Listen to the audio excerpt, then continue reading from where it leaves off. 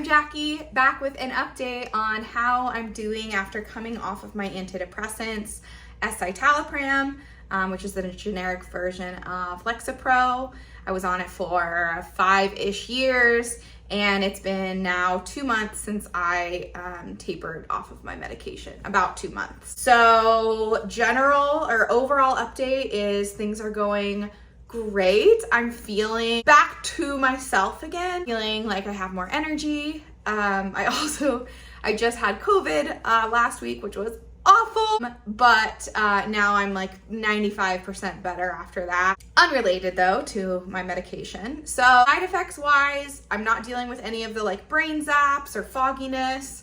I do still have a little bit low energy, but I think that's just, I don't know, life knocking me down. My restless legs are better than they were. It has not gone away. I tried iron, that didn't do a thing to me, and it didn't make any difference. But I've been continuing magnesium at night, and that does help a lot. I do have to take it pretty much every night. If I don't take it, it's very difficult to fall asleep. Something that I have noticed a little bit of negative not side effect, but something that I was experiencing before I went on medication was really intense intrusive thoughts.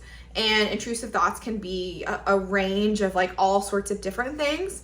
For me, what I experience is thoughts about death, specifically people that I love dying, and like sudden, awful, tragic deaths. It's like, it feels like in my body, it feels like it actually has happened, and it is like, it's pretty awful. And this was really, really bad right before I started taking my antidepressants about 5 years ago.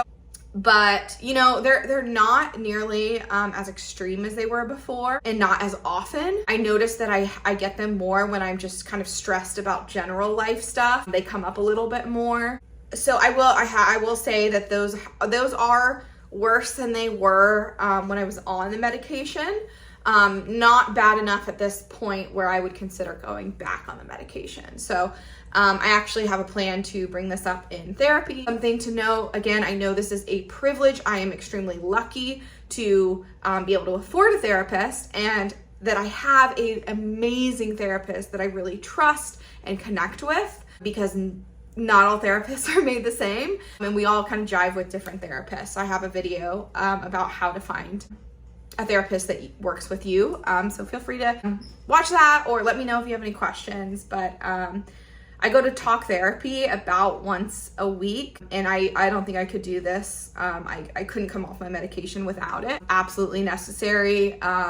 But I also started something that if you don't have therapy as an option, something I've been doing more, it just works for me, is I'll start saying things when I'm home alone, not when I'm out in public, but I'll say my thoughts out loud. If I'm starting to feel like anxious or stressed or sad or like really intense emotion, I'll start saying my thoughts out loud as they come, because I've noticed saying them out loud, it's almost like they're released, you know, like they don't have the chance to spiral in my head, and I have the chance to kind of let them go. And you know, they might come right back, but they don't have as much power outside of my head as they do just being stuck in my head. Journaling also helps, but I found that I can talk a lot faster than I can write. Also, typing would probably be good. I just haven't done that in a long time. So yeah, that's an update on how I'm doing. As of now, I don't see myself getting back on the medication. That's my personal experience right now. Please know, like, if you try to come off of your medication and you're like, oh no, I definitely need my medication, get back on it. There is nothing wrong with being on medication. I was on it for 5 years. It saved my life. I am so incredibly grateful for it. Probably wouldn't be here, or at least wouldn't be doing this well without it. So thankful for that medication. Thankful to be where I am now. And you know, wherever you are in your journey, you've got this. This might not be the medication for you. Maybe you need some therapy. Yeah, I think I've come to the realization that I'm gonna start crying. Just got emotional just saying that, or thinking that, you know, I think I'll always have a little bit at least, I'll experience anxiety and depression to some degree. And, you know, it sucks. I wish I didn't, but it also, you know, it makes me who I am. I think just accepting how I feel and how I experience life, just accepting that, hey, this is how I experience life. I feel things really deeply, maybe more than a lot of other people. And I just experience a lot of anxiety and depression and go through waves, and that's okay. And help is available. I'm not alone in this, and neither are you. So just wanted to provide a quick update. Again, it's been two-ish months.